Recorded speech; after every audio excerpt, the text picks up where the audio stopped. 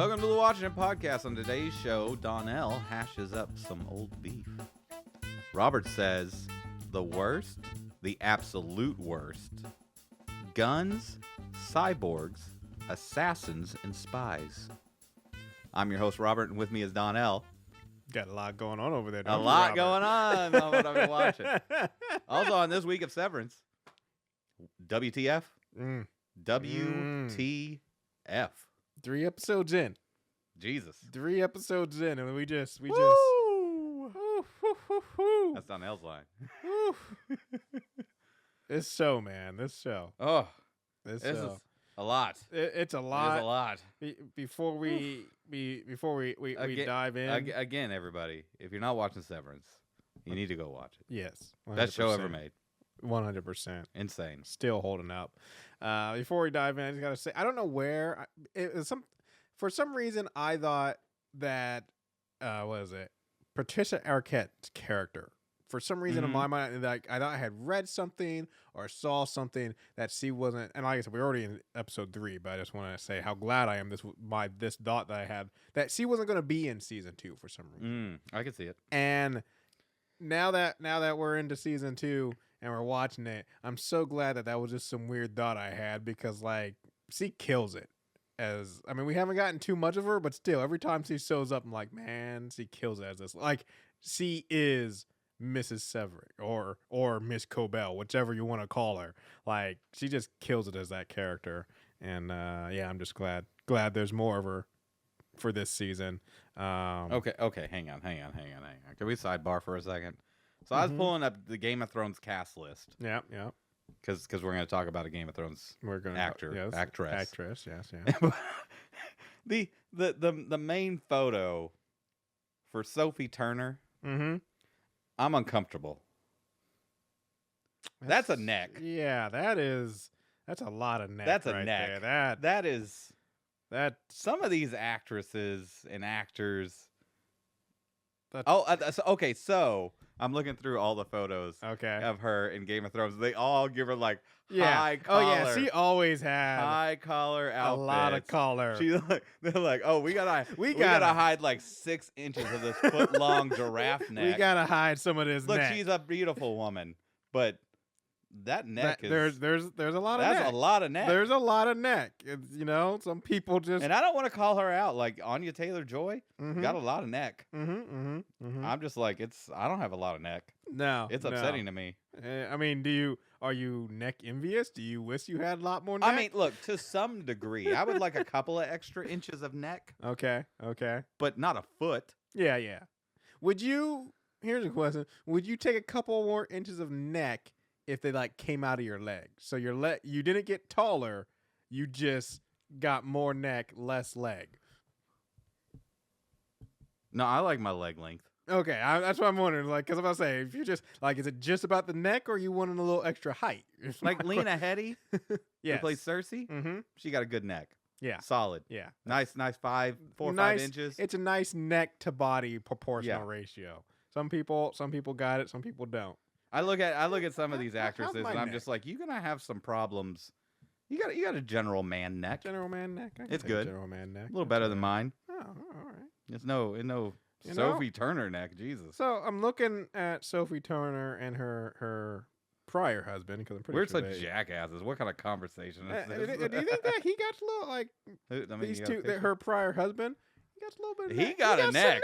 Yeah, he got a neck. These two found each other, and unfortunately, it didn't work out. But yeah, they both had quite a bit of neck situation going on. Jeez. And then they got together, they had some kids. So that means their kid's gonna have some neck too. Oh yeah, he can't. Two people with that much neck having kids, their kid's definitely gonna have some neck. Oh Jesus. Anyway, Severance. Let's talk about Severance. No long neck bastards in this thing. Season 2, episode 3. We're recording Talking It later, so we're pre-gaming, so strap in. It's gonna be a fun ride. And what other pronoun you fall into? All right. Selvig sleeping in cars. So there's some Selvig stuff. Let's talk about Selvig stuff. Or Harmony or Harmony. Miss Cobel. So looking at, I just looked up the cast listing, her character, her first name is in the cast listing is Harmony Cobel. Is Okay. what shows up. So I think I feel like Cobel's at the the end, innie, but Selvig is like the outside. but I feel like Cobel may be I think Selvig was always a character. Because I think at the end there, Helena called her Cobel also when they were standing in called the her parking Harmony. lot. He called her. She did say Cobel. Oh, okay. Also at the end. Interesting. And so yeah, I think. Oh, Selvig was the fake person. Yeah, she pretended to be as so the she could hang out with neighbor Mark. and the Yeah. doula or whatever. And the real her is the fierce Harmony Cobel. Yeah. Gotcha. That makes sense. That makes sense. Yeah, it starts out with for Selvig's story, Cobel's story. Yeah, she's sleeping in her car in the cold snow.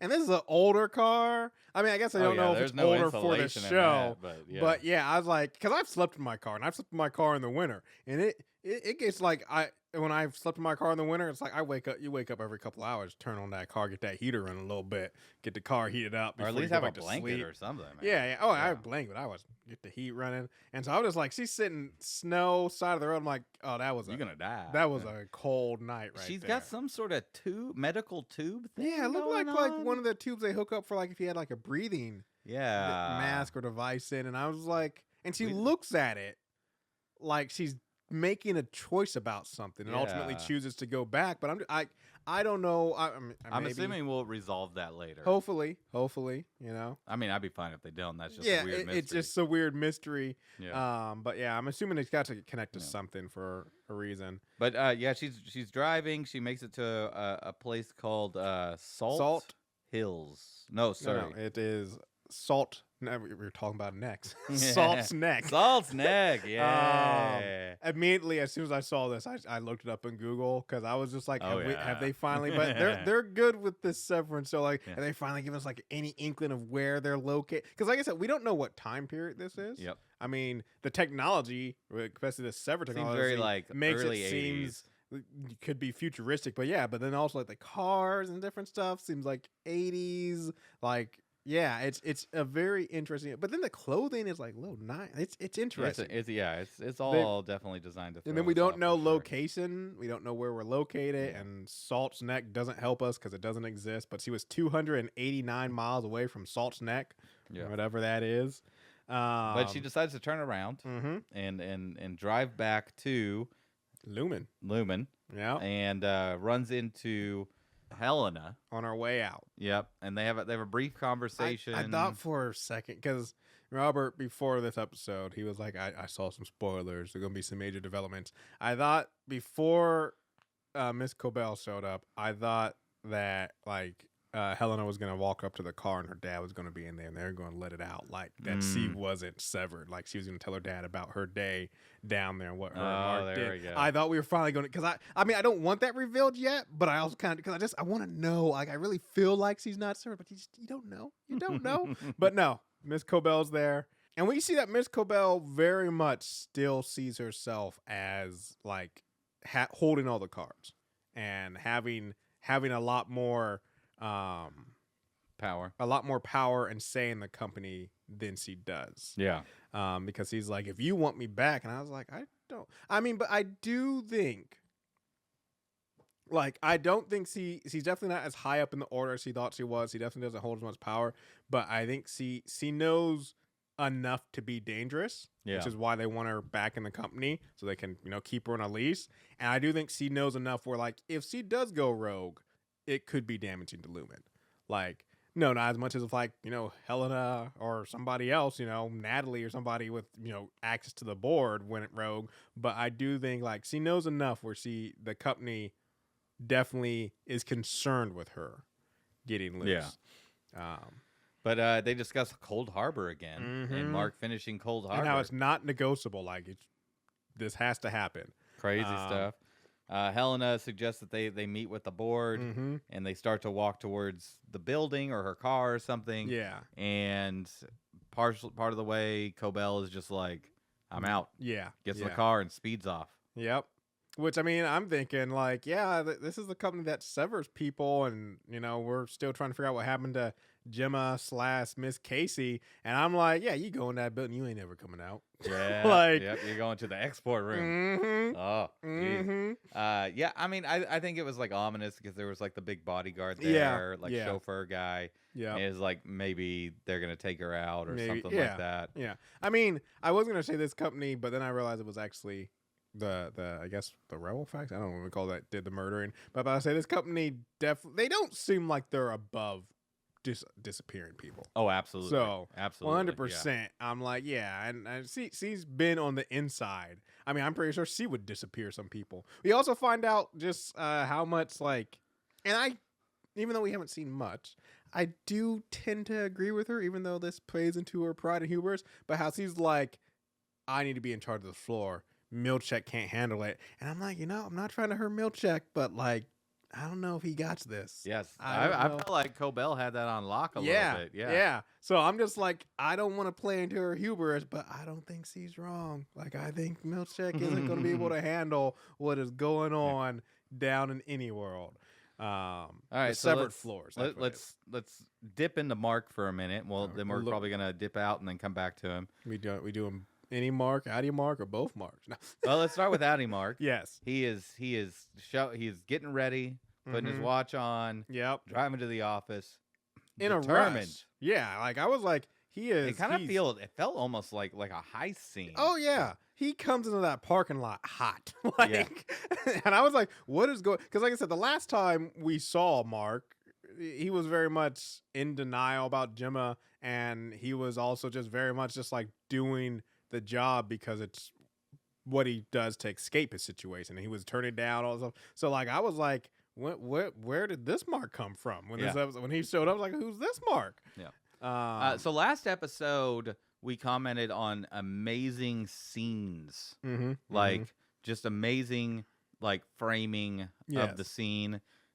At least in the first like quarter of this episode, amazing camera work. Yeah, the camera was dancing around and doing amazing things, and there was a lot of beautiful framing as well. Like I don't know, the last two episodes whoever they've got doing the like storyboarding or whatever, like the cinematography, top notch. Yeah, just amazing work.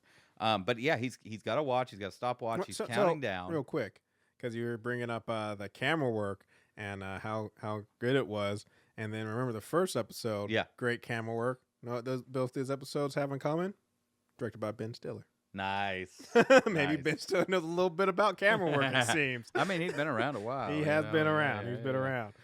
So yeah, he gets into the office. Yep. So he's counting everything down from the parking lot to his locker, including going to the front desk and getting checked in. And how long it takes him once he's put his watch in the drawer to get into the elevator and turn into any Mark. We later find out that's because he's trying to time how long he can have an after image burned into his retinas because he wants to put the image of who's alive as a question to his innie. Yep. And then the innie will have to respond. You had the question. Yeah, as soon as I saw it, I was like, how you getting a response? How you getting the answer? Like, is any Mark going to put together a box somewhere and get it all set up? Yeah. Like, that's a lot. I mean, I guess if any Mark, comes to with the after image burnt in, that might at least give him the starting point of, knowing like, okay, he did it after image, so maybe I got to try to figure out how I can do it after image. So it would get, and it's definitely a little bit easier for any Mark because he can just do it right before. There's no like checkpoints or anything he has to worry about. He can just do it right before he steps in the elevator. Yeah. But yeah. Well, he can't do it right before he steps in the elevator. He's got to do it right before he leaves his car. No, I'm talking about any Mark. Oh yeah, if he figures out the after image thing also. Oh yeah, it's a lot easier. Yeah. He doesn't have to time it as much. He just does it and then hops in the elevator. Yeah, fair enough. So we pick up with any Mark. Yeah, he is printing off some drawings of Miss Casey. Miss Casey, yep. And with a missing logo, and he distributes that to the team. Yep. And they all decide to split up to go pass around this image and ask other departments what's going on. Irving headed back to. Did we ever figure out what the department was called again? No, I can't remember. Yeah, R&D. I feel like it's R&D adjacent or related. But Irvin's going back there for the first time. Something in design. Yeah, and then Dylan is, I forget where he's supposed to go, but he's very much like not in tune with the rest of the team. So let's talk about Dylan first. Okay, and his adventures. So so he's sold because Milchek is like, he's family room, offered him the family room. He's like, no, I'm gonna buckle down. I'm gonna work hard. Mm-hmm. And he decides not to go with Irving, who wants him to go with him. He decides not to go. He's just gonna sit and work. Yep. And then Miss Huang. Shows awesome up. character. Mm-hmm. Loving Miss Huang. I really season. want some answers though. Yeah. I love how Dylan brings up the question that we're also, why are you a kid? Yeah. And he's like, is it wrong for me to keep asking you that? Yeah. So while watching this episode, I just came to the realization, like a couple of things that just really show how messed up it is for the innies. One is like, they have, and I realized this last season when Mark called out sick that day, they have no concept of how long they've been gone. Because like I was thinking last season when Mark called out sick, it'd be weird because you'd come back too in the elevator as any Mark and think it's Monday, and then you get out of the elevator and everybody's like, no, it's Tuesday, man. You weren't here yesterday. And like that's just a little bit. This thing, like, yeah, they don't know. Because I was like, Mr. Milchek presented this room idea to Dylan, like in the first episode. Yeah. And I don't know how long it's been, but it does seem a little weird that now the room is already here. But then, like I said, they don't know. Like I said, we already know that they lied to him about it being 5 months, and like they don't know like how long things have been, or like I said, this room could have been built in the period in between. Like it's just like, yeah, the innies have so little knowledge of how much time has passed and how much things have changed. And the other thing I think about is also being managed by an Audi. Yeah. They have so much leverage over you because it's like they know everything, and they're also like you stop existing after 8 hours or however long, and they don't, where they can like it's one thing, like I've heard people who talk about working in a jail or a prison as the guards. They say like, yeah, we're here for 8 to 10 hours. They have all day here to figure stuff out. That's like they know the jail more than, like they admit it. They know the jail more than us, and like it's the same thing but in reverse, where it's like, yeah, you exist for 8 hours. Mr. Milchek has all day and all time to just work things out. I'm just like, yeah, this is such a unbalanced system. Like, I mean, I know that's the point, but it's just one of the things that's really like, yeah, as I think it's really interesting. Like, why are there if Audis, if unsevered people are allowed to go into the severed floor, why have innies and outies at all? Like, what is the purpose? Because the innies you have complete control over. Yeah, but why do you need complete control? Why can't they just do the work without having to be? I mean, well, that's the question. Because the thing is, I don't think it's about. I'm not looking for an answer. I'm just asking questions of like, what is going on? Why isn't everybody just an innie? Why isn't all management innies and stuff? Maybe you have like one person that's like kind of keeping tabs on anything. But why do you need like a whole like handful of people that are non-severed to like control the severed floor? I mean, the only people we know who weren't severed on the severed floor were from the first season were Mrs. Cobel, Mr. Milchek, and Mr. Granger. Yeah. And so I'm assuming now that Miss Wong? I'm assuming Miss Wong isn't severed. I think she is.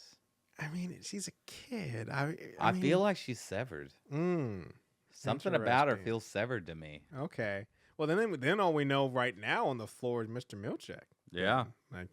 Because I mean, I do believe that new security guy who we didn't see this episode, but the new security guy, I'm really leaning towards him being the guy who was behind Mark in the first episode. And so I imagine he is unsevered and able to go on the severed floor, but we have not had confirmation that he is actually there. Interesting. We just saw a man. Interesting. So back to Dylan. He decides not to go with Mark or them, or go on his own mission, or go with Irving. He decides to stay and work. Miss Wong gets him. Yep. And brings him to the security room, which he's kind of freaking out about. Yeah, he's like, why are we at the security room? And that's when he walks in and finds out it's the family meeting space. Yes. And he meets his wife. Who at first we're like, I was like, is that really his wife? Like, not his wife. Not his wife at all. Yeah. There's no way it's really his wife. These are, when he starts pulling out pictures of the kid, and like, these aren't his, like, they got his one son who we saw for a moment, and put him in some photos with some other kids. I was like, this is not his wife, not his kids. But we find out later, which we'll get to that part when we get there, but that it is his wife. But like, I was just like, this is the weirdest. And she even says, like, you don't know me at all. And then, like, just how Dylan, because Dylan is definitely, I mean, all of them are, but Dylan probably the most, is immature for, how he is. Like, he's always, trying to one up everybody and stuff, and how he talks about, and like, I just think about, like, if I was sitting across from the person I love, and it's not them, and not only is it not them, it's like an adolescent version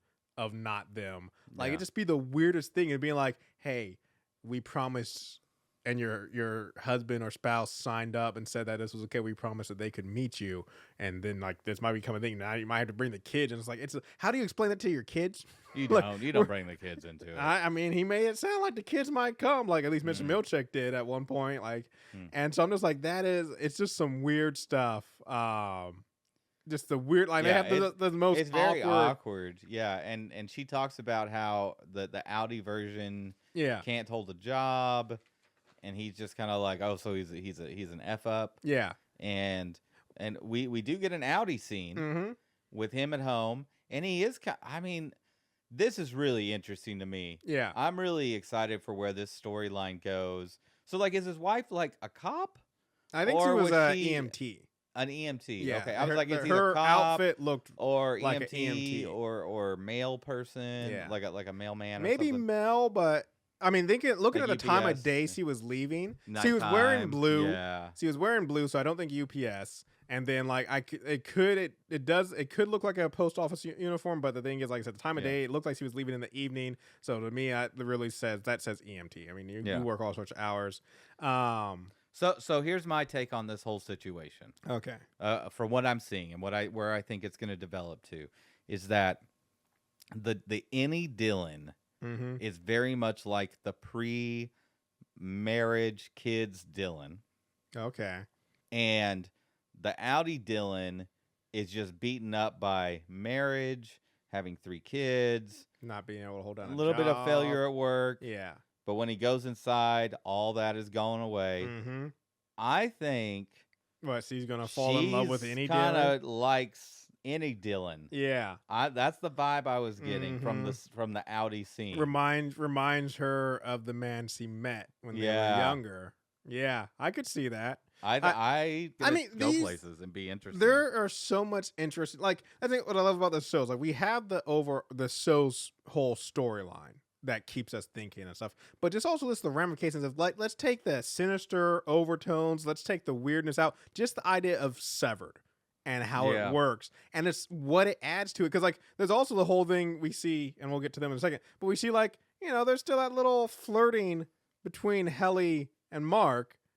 And then I'm like, yeah, but you're literally going to find Jim. And then what happens? Like, let's just say this plays out and nothing's wrong with Lumen. Let's say Lumen's all above board. There's nothing corrupt going on. They're not, but yeah, go on. No, I'm just saying let's play this out as if it was. Like, you still run into the quandaries of, like, okay, well, this is weird because, like, yeah, any Mark loves Helly, but Audi Mark loves Gemma, and it's just like, that's weird. And then, like, okay, the big spoiler for the episode, with Mark's mind, that's one thing that popped in my head immediately. Is like, with Mark's two minds merging, what the hell does that mean for the, like he's just gonna be like, oh well, now I have feelings for this other woman while I'm searching for my wife several who was episodes dead. Of him dealing, and I'm just dealing like, with that, for sure. yeah, this is some. All right, but we're getting ahead of ourselves. Yes, we are. Let's talk about Irving.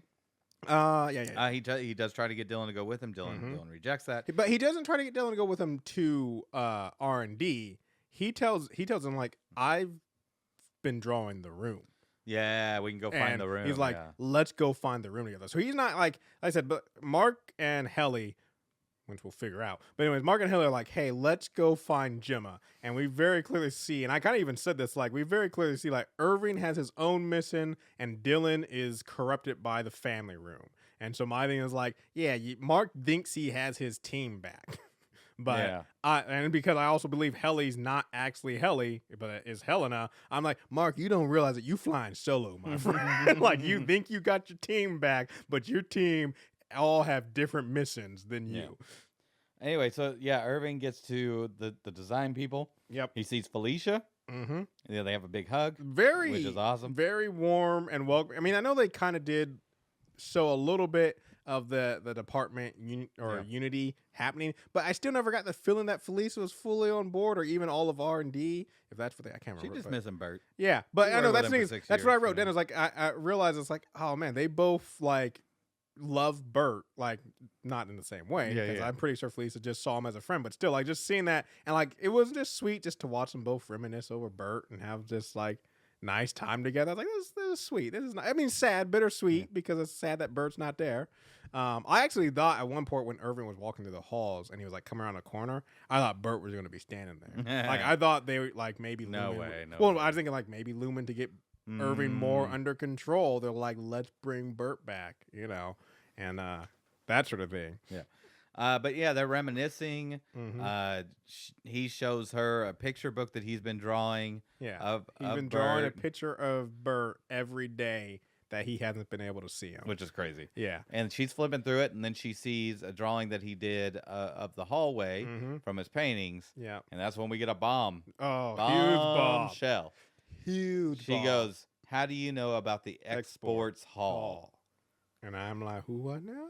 What is the exports hall? And why do exports go down? You think exports would go up because they're leaving the building? But anyways, yeah, But the exports hall, and then Bert's like, you guys know of it? And it's like he says we used to do deliveries there all the time, but now a guy comes and does it, and I'm just like, why aren't we allowed to go to the export hall? Yeah. What were you delivering to the exports hall? Is the export hall still the exports hall, or is something else going on over there? Like, yeah, just.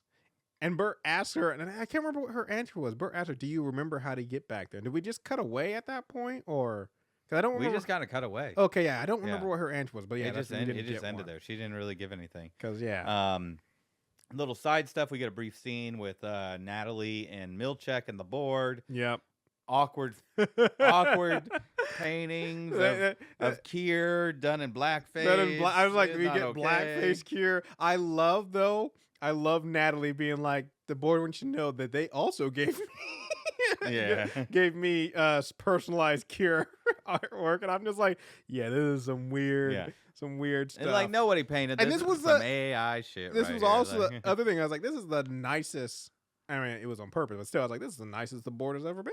Like any other time, the board is when they tell the board, they're always short and to the point. But like that, it was like when Milchek's like, she's like, oh, I have the board, and he's like, hello, and like the board says hello. And she said like all night. I was like, man, the board is in a good mood today. We also get a brief scene with Natalie and Rickon trying to get him to rewrite his book, his gospel, to the innies. Yes. In different ways to better suit the innies. Yep. Or to better suit Lumen, in my Devin opinion. was not happy about it. Yeah. She's going to have words when she gets back. Well, here's the thing with Rickon that I think is interesting is how anti-Lumen he is. But then when suddenly... until somebody praises him. Exactly. And suddenly Lumen shows him and goes, oh, man, your book is so great for us and so good. And suddenly he's all on board. And I'm just like, Rickon. Because he's all about... Like, he's like, yeah, we're going to rewrite the book. I'm like... Yeah, they're gonna have you rewrite the book to like make the innies more subservient. Like, you. I mean, and he loves this too. But it's like you are their messiah down there. And but he doesn't know that. Well, he kind of does. They've told him like how. I mean, he doesn't know to an extent, but he knows like the innies very much like him and very much like probably his biggest like audience or whatever and stuff. So he knows that. I do love also when Devin's like, yeah, how did his book get in there? And Rickon's like, we've moved past that. It's just like, he's like, we're talking about money, lady. We're talking about me and me being accepted and famous. Like, I don't think it's even money. I mean, that's the thing is, Rickon is obviously a successful author. Yeah. Because, I mean, look at, you see their house and all the stuff, that resort they were able to afford and stuff. Like, I'm just like, how is this man, his book seems so just terrible and cheesy. How is this man a successful author? Well, also, I mean, any author wants praise. Well, most authors want praise and whatnot. Yeah. And you've got to imagine. So like sidebar from the episode. The question is, how many severed people do you think there are in the United States? Now, there's enough of them that there's stores that dedicate a section to clothing for severed people. There's got to be 10 million. Yeah. I mean, I'm just thinking. So 10 we million know. seems I harsh, think but not. $1 million yeah, at least. I think about 1 million because I think we know that Lumen has multiple locations. Yeah, all over the world, 200 something countries. Yep, and they got to have severed. They probably all have severed floors. And like I said, we also know that there are some like we've only seen one case of it, but I imagine she's not the only one. There are severed people who are like out in the world, who are doing stuff for different, like I said, maybe pregnancy, maybe assassination. We don't know, but yeah. So we already know, like, yeah, there's the number of severed people. One is, I imagine, the number that is reported by Lumen is different from the actual number. Because like the Lumen reports like this is all our severed staff, and I was like, don't tell them about the people having babies or working in government. I don't know where they are, but it's interesting. Anyway, I like the Natalie character. She's weird as hell, and I want it to stay that way for the rest of the series. Yes. Do you think Natalie's severed? No, I don't think so either. No, I don't think so. see, we've seen her both in and out of the severed floor, and she seems the exact same. All right, back to our regularly scheduled character. Let's talk about Mark. Any Mark and any outie Helena. Yep. Heading towards the goat department. Yes, which I like. The goat department is so lightly touched on in the first season, and you're just like, what the hell's going on? Yeah. And so when we started heading back to the goat department, I got excited, but I also kind of tempered my expectations because they had gotten rid of like the the one room where Gemma used to work. So I can't remember the wellness. Yeah. And so I really thought they weren't going to find the goat room. Like I thought they were going to not be able to find it. When they actually did find it, and they're not ready. They're not ready. Yeah, when they actually did find the goat room, but it was empty, then I thought, okay, so they found it, but they're not gonna find it. But then, well, let's talk about before they get to the goat room. They have a little awkward, like, will they, won't they kiss moment in the hallway, and whatnot. I thought it was gonna happen for a second. It came right after, and this is like I said, this is another thing leading me to feel like this is Helena, not Helly. Is it came right after Mark brought up like finding Gemma, and Helena like kind of inferred like, are you sure this is something you want to do? And then kind of like presented herself like, maybe we should kiss. And I feel like this is her trying to sway any Mark away from this pursuit. Like I feel like the reason why she's going along with him so much is because she does want any Mark to feel like she's on his side, but she also wants to slowly start pulling him away from doing this. Well, I mean, she's definitely sticking to his side because assuming that it's Helena, because she knows that he's the one who has the information and is on a mission. She's the one. That's the one to milk for information for sure. So they get to the goat department. Yep, it's empty. And I do love the little barn, the little barn and silo on the ground. That's funny. I'm like, what is that for? But then there's a little hallway. For the goats. She's like, we're going in there. Okay. Yep. With I guess hay and poop and stuff, and they crawl through it and whatnot. And they come out into a underground room pasture. With a hilly pasture. Goats running around. There is a man in a goat suit that they don't see watching them. And as they come in, and then just over the hill. Because that's how big this place is. There's enough room where you could be over the other side of the hill. We get our new character. Did we get a name for her? I'm just calling her the Goat Hills lady. Okay. Played by Gwendolyn Christie. From Game of Thrones. Fantastic. Did not expect her to show up. She does awesome in this so far. I imagine she's gonna show up later for sure. Oh yeah, we can't be done with her. I mean, I feel like I said, I want more answers about the goat department, and so we better get some more stuff. But yeah, they start. I love her first lines, like, "Are you here to kill me?" I'm just like, what's going on in goat department? Because nobody trusts MDR, man. True. And no one trusts each other at all. I don't think it's just. I mean, I think MDR, but I don't think anybody trusts anybody. Like I said, by design. Yeah. They want all the departments not to trust. I love, just like I think you love, that just in the middle of this room of hilly grass, there's just a desk and a vending machine. And of course she's got a cowbell on the desk. They're asking her about Miss Casey and Have all you this guys stuff. done wellness, which Yeah. she kind of makes it sound like they don't. They're like, oh, that's not something we would do here. And then she ends up like just standing up and ringing the cowbell. Yeah. And like a dozen severed people come out of nowhere. Come out, like we find out that MDR seems to be the smallest department. Yeah. You know, there was 4 of them, and it's like we know that R&D had I think it was like it turned out to be 11 of them in that back room, and then we see the goat department has they got a whole squad. Goatman comes over the hill with like 2 clubs. And I'm like, you don't mess around with goat department. Yeah. They're ready to throw that. I also look like you should have left. I was like, oh, we getting serious, folks. I was just like, we getting serious. But we do find out that they did know Miss Casey. Yep. And they all had experiences with them in the husbandry area of the goat place. And that's kind of where that ends. They make it clear, and I feel like it was kind of unspoken. They make it clear that if Mark makes a very passing plea, because at first they're going to turn him into Mr. Milchick, not Mr. Milchick. But Mark makes a very passing plea about, like they could do it to any of us, and that kind of turns them. And they make it clear they're not going to impede their search. But I also kind of got a hit. They didn't say directly, but I kind of like, but we're also like, we're not going to help either. Like, we're not going to stop you, but don't come to Goat Department for help. Yeah. If things go south. I want to know what's behind other doors in the goat department. I want to see that husbandry room, all that stuff. So then we exit to Audi Mark. Yep. He's hanging out with Devin, and they're making like they're taking a light box and covering it in felt to spell out who is alive. Yep. And then he drives his car out to the middle of nowhere, which I don't understand why he can't do it at his house. Yeah, just sit. Where he practices burning the after image into his eyes, and then all of a sudden, out of nowhere, you got a name? Yes, it is Asa Rahigby.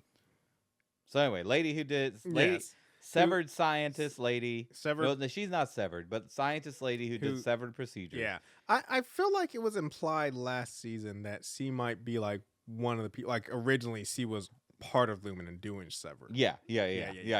Very important. Very important. She just shows up out of nowhere. Like, is she following him on foot? Like, I don't understand how she already came out of nowhere like that. Maybe she's been keeping tabs on Mark all the time. And it's like, hey, that's not going to work with the light thing. They have a thing that dilates your pupils, apparently, when you go down. Drops the bomb. The Gemma is alive. Yes, he's like, last time. Which she didn't clarify. I would have been like, when, though? Because he's like, he asked her. Because, she, out of nowhere, she says, did your Annie say that your wife was alive? And he's like, how do you know that? Who told you? And then that's when she's like, no one told me. Just I don't know. I feel like she might be playing him a little bit. I don't know. I'm aligned with whatever her goal is, but I feel like she's trying to play him to get him to be a guinea pig for her reintegration experiment. To try and take down Lumen. Yeah. She didn't care whether he finds his wife or not. That might be true, but I don't feel like she's lying about seeing Gemma. True. Like, I feel like she has been on the inside of Lumen. But that, once again, I'm just like, when? Because that's the thing, is the last time I saw her, I'm like, Mark, you did not follow up with, and when was that? Because if she says 5 years ago, well, then we got a problem.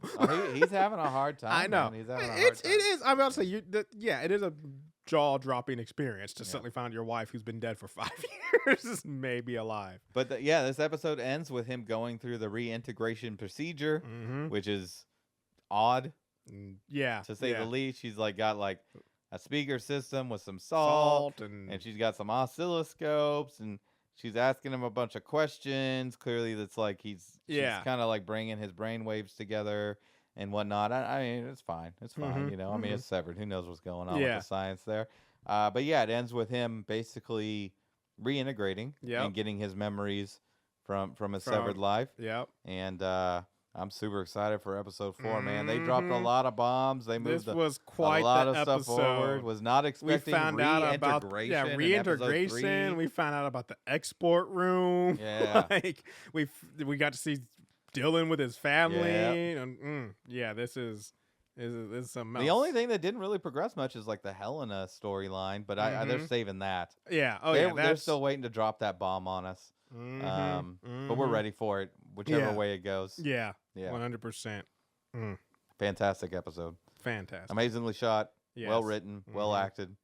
Fantastic. Still the greatest show of all time. Yep. Yeah. Has not slipped at all. Hey, if you like this podcast, you should check out our website, watchinitpod.com. There you can find links to our social media and to email us, watchinitpodcast@gmail.com. Donnell, what else should they do?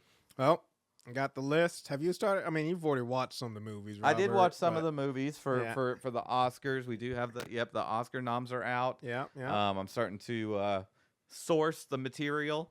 Starting to watch it. 2 weeks, man. 2 weeks. To get our episode out, because it's another 2 weeks before the Oscars come out. We got to get on the ball. Yeah. 8 movies. I know. It's like 400 hours of I movie. was about to say, none of them. I mean, so this year is interesting because it doesn't have any of the shortest movies. Because I forget one year was like there was a movie that was like an hour and like 45 or like 49 minutes. I was like, oh my gosh, this is No, we had one that amazing. was an hour and a half. This year. Not. Oh yeah, that's what I'm saying. No. This year everything is over 2 hours, but under 3. So it doesn't have Nice. any of the longest movies, but it also doesn't have any of the shortest movies. Everything is in between 2 to 3 hours. Still, the ones with the longest run times are some of the ones I don't want to watch. I'm gonna be doing a lot of fast forwarding. I'm Yeah. just saying right now. Yeah. There's But a yeah, lot of we got these our Oscars coming. Too many musicals, Mhm. and I ain't doing the musicals. Okay, I'm skipping through the songs. I'll get the gist. Yep. So yeah, we got our Oscars coming. Get ready to check that out. We're in talks with a few people. Gonna have some guests, some returning guests, some new guests. It's gonna be fun. Very excited. I'm gonna be doing some interesting, different kind of content for you guys, and yeah, Keep covering Severance. 100%. All right, we'll be back after this. What's with the beef? Well, I'll say frenemy of the podcast. Frenemy of the podcast. Eric. Okay. And How his is he podcast. the enemy in any way? We've had some fun poking at each other. Oh. I'm just kidding. No. Friend all the way. I Only- know. only- Only friends would create an entire parody episode of their Still love podcast that. for April Fools. Oh, that was great. Yeah. But anyways, yeah, friend of the podcast, Eric. They do a podcast talking about wrestling. And I, for whatever reason, I don't know why, I've been watching a lot of different wrestling stuff, some documentaries, some just old matches. They got a lot of old matches on YouTube. They got a lot of different promos. And from watching all this stuff, because I grew up, I think we've talked about this before when we've had Eric on and stuff. I grew up watching wrestling. I loved wrestling. Probably from the time I was probably 7 to 14. Probably 7 solid years of just watching wrestling.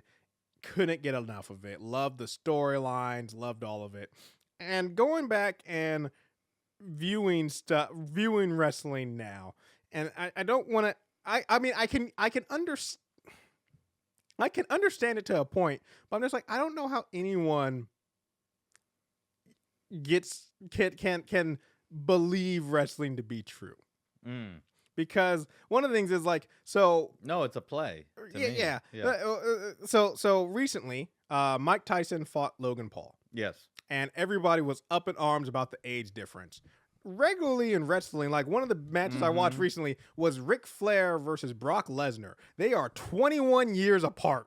No one would let I think at the time of this fight, Ric Flair was 56 and Brock Lesnar was 34. And no one would let a 56-year-old man in a ring with a 34-year-old giant hulking muscle man and be this is fine. Like I said, we saw Mike Tyson versus Logan Paul. Everybody was whoa. In wrestling, it happens. No one says a word because, like I said, it can't, because that 57-year-old man isn't really in danger. And stuff. It is dangerous. And that's one thing, that's something that part from watching all the stuff that I don't know. Like I said, because I know, one is you have to be in great shape. I know you do take physical damage. And that's why I don't understand how they can do, one of the matches I was watching was a triple threat tag team match. And it was a table, ladder, and chairs match. Totally know what that means. Yeah, it's just 3 tag teams. But anyways, table, ladder, and chair match, which just means there's tables, ladders, and chairs. Donnell's talking to the audience right now. I'm not even paying attention. Well, I just want to set this picture for you, Might as well Robert. be talking about curling or something. I don't know what's going on. In this match, in wrestling, you want to earn a belt. That's championship. Sure. So they're trying to get a belt, and in this table, ladders, and chairs match, the belt is hung over the ring, and you have to climb up a ladder to get it. And so one of the guys climbs up the ladder to get the They're belt. fighting for the flag. That's what's going on here? Basically. And so he grabs the belt while he's on the ladder, and then one of the other wrestlers removes the ladder. So now he's just hanging up there off the belt. Nice. And another guy climbs up another ladder, and they're about 24 feet off the ground. And this guy jumps and body slams into him and knocks him off the belt, and they both collapse down to the ring. Or they're probably about 12 feet, but still, down to the ring and hit the ring. And I'm like, how do you fake that? Like I said, I know it's not fake. Like they do have to, that's why you have to be in good shape to be a wrestler. You can't just any Joe Smo. But I'm like, I don't even know how you do that. Like, I don't know how you're not traumatically hurt. From that, like you just got hit while dangling 12 feet over a ring and smacked into it, and then they both bounce up. I mean, they lie there and, play it up for the crowd that they're injured, but then they both bounce up, a few minutes later and start fighting again. I'm just like, how though? They practice it. They do. Wrestling is just like a maneuver like that did not happen spontaneously. Yeah, that's one thing I do like about watching the documentaries is when the wrestlers are talking about it and they talk. One is you realize how like I said, so there's storylines in wrestling, right? And like there will be people that are like, like rivalries going at each other's throats. And then you see these guys in the documentary afterwards, like, so yeah, like they're doing this match and they're in a ring. This exact matches. They're in a ring, and there are three. There, like I said, there's 3 tag teams, so each team is 2 guys, so there's 6 guys total. And they're like literally talking about like chaos. They wanted to do another dangling from the belt scene, and one of the guys was scared of heights, but they're like, okay, well, Matt's going up to dangle. Like while they're fighting, they're like talking out things. Like Matt's going up to dangle from the belts, and they're like, someone needs to go up there with him. And then Devon, who was the guy who was scared of heights, is like, oh, I'm not going up there. And then it's like, well, I'm fighting Edge right now, and Christian's recovering. You're the only guy who can go up there and dangle with him. It's like, I don't want to go up there and dangle with him. And they're like, don't worry, we got this. Then when the 2 guys body slammed, it was like the guy who got hit, who was dangling from the belt, in his interview, he's like, yeah, like Edge, he came and he wrapped his body. Like I knew he had me and was protect. Like I said, you need to go on the Hard Mark podcast. I know. I would love to talk with them about wrestling, because it's just. I live on 2 sides of the spectrum when it comes to it. Like I said, kid me watched wrestling and thought it was real and loved every moment of it. Now that I'm an adult looking back, I live on the side I'm like, I don't get how anybody could see this as real. Like you watch people get hit in the face with chairs all the time. But there's also the me on the other side who's like sees the spectacle of like, yeah, but you do get hit and you do get like there's a lot of stuff. So I'm just like, and I don't know how they survive it so easily. They don't. I mean, they do. If you watch like the wrestler, like they take damage. They 100% take damage. But yeah, it's just a weird phenomenon. Yeah. Wrestling is just so weird. Crazy. I just spent this week watching so much of it. Crazy. All right, Robert, what's your laundry list? I got a lot. Let's start with terrible. I watched Nosferatu. The new one? The new one. Okay. The worst. It is really? Well, I'm not saying the worst because the next thing's the worst. Just not good. Okay. Don't waste your time. I've heard the opposite from a lot of people. It is slow and boring, which you can be slow and not boring. Oh, yeah. I've seen plenty of slow movies that are just great. It is terribly acted. Visuals are okay. It's just bad. Dang, okay. It's just real bad. Man. I did not like it. I could not get through like more than 20 minutes of it. Damn. It was just not good. Okay. Really not good. Sad. Man, it stars. I was really excited about it. Our boy. It's got a lot of good people. It's got William Dafoe. It's got what's his face? Yeah. And I said no his name. But a lot of great actors. I blame the director. It just wasn't there. The director didn't bring it. Whoever the hell they were. I don't know who the director in Nosferatu. I mean, my question, because I was reading up because this is the second remake of Nosferatu. There was another one back in like the early 2000s and stuff. And they always are trying to, and I'm just like, but things are made for their time. And that's the other thing I wonder is like, because they're always trying to recapture that original thing. And it's like, you can't. Yeah, because it's like a short silent film. Exactly. From like the 30s or something. Exactly. Or maybe earlier than that. It's like one of the first movies. Mm-hmm. And they're like, okay, let's turn it into a 2-hour thing. Yeah. It's like, you're going to have to extrapolate a lot. Mm-hmm. And you're going to have to find out ways to, like, what used to be scary back then doesn't work now. So you got to find ways to update it. And they really just tried to make Bram Stoker's Dracula Mm-hmm. with like the Keanu Reeves one, Well, that's which all is a that fantastic Nosferatu movie. is. Yeah, It's yeah, just that's one thing while I was reading Yeah. up about it is like how like literally the guy who made Nosferatu just like took characters and changed names and just tweaked things. yeah. Anyway, it's not good. Yeah, Not worth it. I'm not so. I was like, when I first saw the Oscars list, I'm like, wow, Nosferatu's not here. And now that I've seen it, I'm like, oh, this was not good. You're like, oh, that's why. That's why. It's not good. It's not good. But The what's the absolute worst? Section 31.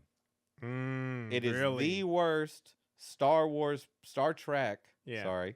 product ever created. Really? The absolute worst. Oof. I dare you, Donnell, to watch more than 15 minutes of this pile of shit. Oh, man. It is a black stain on the phenomenal career of Michelle Yeoh. Yeah?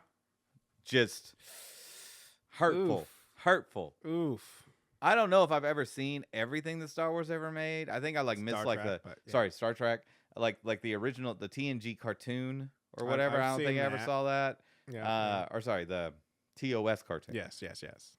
I can't imagine it's worse than this. No, the cartoon's fine. It is like it is like a heist movie thing, and it's bad. It's real bad. It is just trash. I can't even describe how trash it is. Like, I didn't watch enough of it to tell you how trash it is. It's just trash. It's real bad. Yeah. It's the worst thing that I will Star say, Trek. I can't. I'm upset. It's not good. I just looked it up, and I will say these posters, these like theatrical posters, really look like they're straight from like a sci-fi original. Oh yeah. Like I'm looking at these posters, I'm like, I mean, this it's looks high like budget, for sci-fi sure. original, not movie blockbuster. I'm like, you made a movie with Michelle Yeoh about the Starfleet, Black Ops, secret police, CIA, and you just made a heist movie that's trash. You could have done everything. You could have made one of the greatest. You could have made the Andor of Star Trek. Yeah. With that, and it's just it's real. It's just stupid. Damn. It's just stupid. Damn. It's so bad. I'm so upset. Okay. Anyway, right. I've been continuing my watch of Archer. All right. Yep. All right. I'm on halfway through season 8. Okay. Oof. All right. Oof. All right. You're yes. right. I'm there with you, Donnell. Yeah. So first 4 seasons, fantastic. Perfection. Yes. Amazing. 100%. Season 5, that's where the Vice one. I like it. It's pretty good. I like it. Yeah, exactly. Season 6 and 7 waver a little bit, but it not starts terrible. To get shaky. Not yes. terrible. 8, not good. You are struggling to get through this. No, you are in the rough patch, Robert. This is the coma. Yes. Back in the past. Yes. Like alternate reality gumshoe, like 1940s, like I'm like 1920s maybe. Yeah. There's some moments. There are moments during the coma arc, but there are few and far between. Not liking it. Not liking it. And I'm glad. I would honestly, if you were like, I'm loving it, I'd be like, what is mentally wrong with you? I'm there with you, because I love this show. And like I said, those first 4, 5, I even include Vice. Like Vice definitely isn't on the same as the first 4, but still, I even include those first 5 seasons. I'm like, Vice, this show.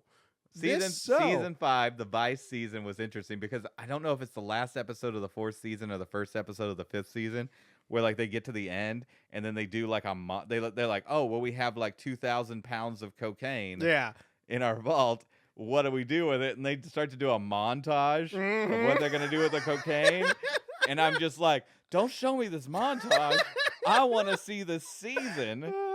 And then like it keeps and then like the next episode comes, it's like, oh, they're doing the thing. They're gonna do the whole montage of the season. And then like a couple episodes in, I'm like, I just wanted the montage.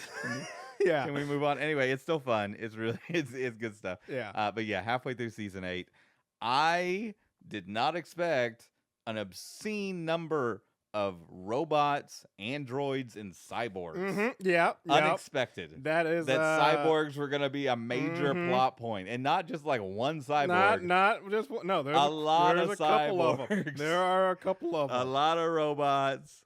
A lot of holograms. Yeah. Or one hologram. One hologram. Oh my God. His Kruger's robot or holographic anime waifu is the best. It's like, oh, Jiban-san. It's like, oh, Krigan-san. They are underutilizing this character. Mhm. Also voiced by Judy Greer, by the way. Yep, also by Judy Greer. The Japanese anime hologram waifu of Part of me wonders, Krieger. like, is that acceptable? Every time, well, let's talk about acceptable with season 8 in a second. Every time that she shows up, I'm like, oh my god, they're finally about to do something with her, and then they don't. They give me like just a little like half-second taste, a little bit. and I'm like, oh, okay, come on, it's gotta happen. I need a whole episode. I need something. But yeah, like every time that like somebody like is mean to her and she gives them the evil eyes, I'm just like, oh yeah, it's building, it's building to something. Yeah. Anyway, fantastic character. But yeah, season 8. I'm like, I think whoever wrote it was like, let's see how many times we can get white voice actors to say the N-word.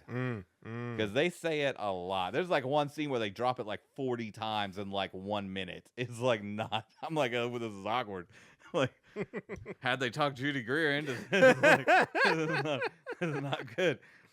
Anyway, yeah, halfway through that, and heads up. you said it's season 9. Season 9 is also okay. No. You gotta get to 10. Is it worse than season 8? Season 9. Don't like that answer. Well, so it's not like I feel like writing wise, it's not as. Are they out of the coma and out of the timepiece? Yes. Oh, okay. Yes. I can live with that. Right now I can't remember if no, he's still in the coma. Here's he's what I still really in the need coma to know. in 9. Does Lana ever see the video they recorded of Archer turning down the cyborg Russian girl, where he's like, I'm dating my best friend. Yeah.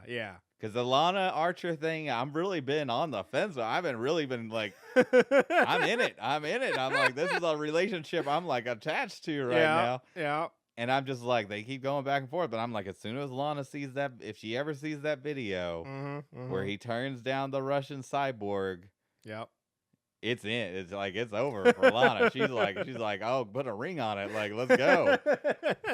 Anyway, yes, good times. Yes. Yeah. Anyway, fantastic. I still love Pam. Still love Cheryl. Pam and Cheryl. I hate Cyril. Everyone hates Cyril. I like Krieger. Okay. The mom's whatever. Yeah. Archer's whatever. Yeah. Lana's fun. But yeah, no, Pam and Cheryl. And Cheryl. Or Carol. Yeah. Whatever her name is. No, that's the whole joke. Yeah. They don't know what her name is. They're like Pam, Carol. Anyway, fantastic stuff. Okay, another movie I watched. A 2019 movie called Polar with Mad Mikkelsen. Mad Mikkelsen plays an assassin who is retiring, and he works for an organization that's kind of like a company, and he's got a large pension, like millions of dollars that they've got to pay out to him as part of his retirement. And they say, okay, well, we don't have to pay him if we just kill him. Just a great, fun shoot 'em up. Vanessa Hudgenson. Okay. Respect. Yeah. Respect. Okay. I did not know Vanessa Hudgenson too well. I've only, in my mind, know her from 2 things: Polar, this, yep, and Spring Breakers. Both fantastic films. Spring Breakers is a little more serious. It's an odd one. I don't know if you ever seen Spring Breakers. I have seen Spring Breakers. It is a really odd movie, but it's really good. Yeah. This is another kind of oddball movie that's really good, wacky, but fun. Just a fun shoot 'em up of a bunch of like ridiculous neon characters trying to kill an old grizzly retiring assassin. Okay. And just good shoot 'em up fun. Nice. And they built it for a sequel, but I mean it's been like 5 years now, so I don't or 6 years almost. I don't think it's gonna happen. But yeah, good times. And then finally, season 2. Oh, sorry, I gotta preface this. All right. I've been watching. I'm trying to think how to present this. safely without getting canceled. I am very. I have interested been in this. watching a large number of YouTube videos and Wikipedia pages about guns. Okay, all right, okay, that's fine so far. What I need the audience and you to know is that I am a man from Texas. Right, exactly. Yeah. I am 42, 43, somewhere in there. I don't know how old I am. Yeah, I'm trying 20, 24, 20, 40, I'll be 43 this year. Yeah. I come from my dad and my grandfather from the old school. Yep. I was just brought up in a certain level of gun culture, went on hunts. Right. I am a technical man. I work in IT. Yep. I like the mechanics of a gun. Gotcha. Just the mechanisms of how a pistol, revolver, machine gun, rifle, silencer. Yeah. I just love the mechanics of how they work. It's interesting to me. I'm not a big gun guy. I own a firearm. Yep. But it's not like I'm not a gun culture nut. I'm not a Second Amendment nut. Not a MAGA person. I just enjoy the concept of guns. Right. That's where I'm at. Anyway, for whatever reason, I've just been watching a lot of videos about guns. The views of Robert are not the views. No, just I just want to put it that way. If anybody, if you want to write into us, watching a podcast, gmail.com, I'll tell you all about my guns. Or if you want to request that we do an episode and I talk about my feelings on the Second Amendment or anything like that, like we can go into it. It's going to be very, very liberal and very odd, different, like whatnot. Anyway, it's just I've dedicated a lot of time in the last week to watching videos about guns. I don't want to talk about any of the channels or whatnot. Just something I did. But it ties into a problem that I now have. Because season 2 of the amazing show, The Recruit, just came out this week. Oh, nice. I showed you the first episode of season 1. Yep. It's like The Lioness, but comedy instead of drama. Comedic? Yeah, it's about a CIA lawyer that gets caught up in CIA field ops and just super fun. Yep. First season got a lot of realism to it about someone who's not a field operative, like badass, getting caught up in like crazy situations. Yep. Season 2 is a little bit more fanciful. Okay. Lots of ninjas. Wacky, but still great. Amazing. Okay. But it's on Netflix. Everybody should go watch it. The Recruit is a fantastic show. But we get to like the last episode of the second season, and there's this really badass like field operative lady, and she's going to like take out some people with a sniper rifle. Yeah. And I'm like, it's 100 yards away, lady. You've got a Ukrainian-made Horizons Lord that is built to that is an anti-material rifle meant to either take out tanks or trucks or drones or snipe somebody 3.5 miles away. This gun is a Ukrainian-made gun. Yep. It has the record at 3.5 miles of the longest sniper shot ever. Damn. And I'm just like, this is not the gun to take out somebody across a football field. The bullets are a foot long. Each. And it's like, I'm like, where are your bullets, lady? Yeah. You got no bullets. You're supposed to snipe 3 people. I don't see you with like cartridges in your coat. Where's your bullets? Yeah. It's upsetting to me because I've been watching too many gun things and reading too much stuff on Wikipedia. Now when I see like a gun in a movie, I'm like, that's the wrong firearm for that particular situation. It looks cool. Yep. But that's the wrong gun. That's not the right gun. Anyway, The Recruit is an excellent show. Fantastic. As long as you don't know anything about guns, you can watch it and just be oblivious. But now, do you think if you went back and watched Linus, how do you think it would hold up? Do you think they seem pretty accurate? I don't know. Yeah. I didn't really think about it at the time exactly. Because you weren't in there. But I'm just saying, if current Robert rewatched Linus, you think they hold up? I mean, I feel like Linus, because it's trying to be serious. Like, I feel like they were kind of trying to hit like how things would really be. Oh yeah, so, yeah. So part of me feel like maybe they'll hold up. Maybe they're like I mean, it's situation. like I can't think of any movie. I mean, I don't know if they can even do it. Any movie or show where they ever correctly do the sound of how loud a gun is. They always. That's like, one thing that I like. There's certain things in like that they literally will say like certain things that you never do accurately, no matter like, how accurate of a movie you want to make, because like it just doesn't. The actual live version of it is not. I just something don't. You'd want I don't in think that there's a speaker system. Well, there's got to be one on the planet. Yeah, but they just don't make speakers for movie theaters or home. Yeah, that could reproduce how loud a gunshot is. I mean. One of my favorite is always the silencer. Oh yeah, it's just I'm like no. There are a couple of guns that if you're shooting 22 LR, subsonic through a very robust silencer, you could get it to where you would just hear the click of the gun. Yeah. But that is not gonna even. I don't even know if that would penetrate skin. Yeah. At like 20 feet. Yeah. Like. It's like silencers. I mean they are legal if you buy the right licenses and stuff. But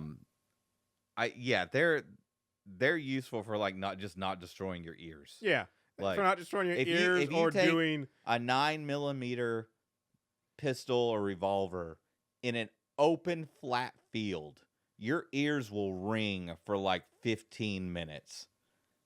It is. I mean, the idea, like, there's a reason, like, you see movies where they're like in boot camp and like everybody is just screaming and yelling at each other. Yeah, I'm like, yeah, because they have to train you to do that, because that's the only way that anybody's gonna hear anybody on the battlefield is if you're screaming at the top of your lungs, because everybody is shooting off high caliber rounds. Yep. With no ear protection. Nope. Everybody has got tinnitus and got ringing in their ears, and the only way you're going to hear an order is if like everybody's screaming. Someone is like right next to you, yelling as loud as they possibly can. Yep. It's like anytime that there's gunfire in a show or movie, it's just always taking me out of it that way. Yeah. I mean, you can't have the real deal. I mean, I that's what I like about Hawkeye. Oh, can't wait for season 2. Yeah. Oh, we should talk about that for a second before we wrap up. Oh, right. But where he's just like he's like, why can't you hear out of his ear? It's like, I don't know. He's like shows all the guns and explosions and stuff going on. Yeah. So side bit of news I saw. I don't have the article up or anything, but they are renaming the Young Avengers. Yeah, they got to, because they're not young anymore. Yeah. So they're reading another thing also. They're calling it like the Champions or something like that. Or yeah. So another thing, actually, I have a little bit of Marvel news. So if you were gonna pick the worst MCU show? The worst MCU show. Yes. Which one do you think? The Samuel L. Jackson one. Yes. Secret Wars. Yeah. Yes, and Secret Wars is so bad that it got 2 other projects either canceled or put on the back burner because I was reading this article and then I saw a few videos about it. Is essentially Secret Wars set up 2 things, and it was one was now I can't remember what the shapeshifters' names are. Suddenly, I can't remember what they're called. Skrulls. The Skrull Rhodey. And Skrull Rhodey was going to be a major part of the Armor Wars movie because it was going to be about Rhodey having which is battle. like a show now. Yeah. By the way, also the Young Avengers is no longer a movie; it's going to be a show. Yep. Yeah. And so that was the thing. Is so Skrull that was the thing, and because that went off so well, it's been backburnered and then redone. And another show, which who knows if it would have been any good because it's coming from 2 negative things, but was they were making a show called Excalibur, which was going to be part of the kind of the introduction of X-Men into the universe. Yeah. That's where Excalibur really came from. It was going to be centered around the Black Knight, which was Kit Harington character in Eternal. So it already has a bad starting point. Yeah. Because Eternals was terrible. And even though Kit Harington was in it, no one's like, I don't never want to see that again. But then Emilia Clarke's character was also going to be part of Excalibur, and her the way They're just she gonna was have handled. to retcon her out of existence, Yeah, man. the way it was handled, they just realized we can't do anything with it, and they just completely scorched earth Excalibur. They're like, we're done. Yeah, We're done. Just get rid of it. I mean, it's fine. Nobody cares. No, I know, but I just like how one show literally tanked two other. Give me Daredevil Born Again. Yep. She-Hulk better show up. Yeah, he at least has to make an appearance. Yeah. I hope. And give me some more Hawkeye. Give me Thunderbolts. Yeah, Thunderbolts. Mhm. Yeah, Mhm. we got to get our tickets for Brave New World. Anyway, that's the show, ladies and gentlemen. Thanks for joining us. WatchinItPod.com is the website you can find us at. You can also email us watchinitpodcast@gmail.com. Donnell, is there anything else we should do? That is a fantastic way to end up. Anyways, folks, if you enjoy hearing us cringe and pain as we think about future projects that we have to watch, you go give us any rated reviews, 5 stars. If you have any feedback about Robert and his views on guns or my views on wrestling, Eric, if you hear this, I would love to come on Hard Mark one of these days. We chit chat about wrestling, and love to have you guys back and give us any rated reviews, 5 stars. Thanks so much for listening. Bye.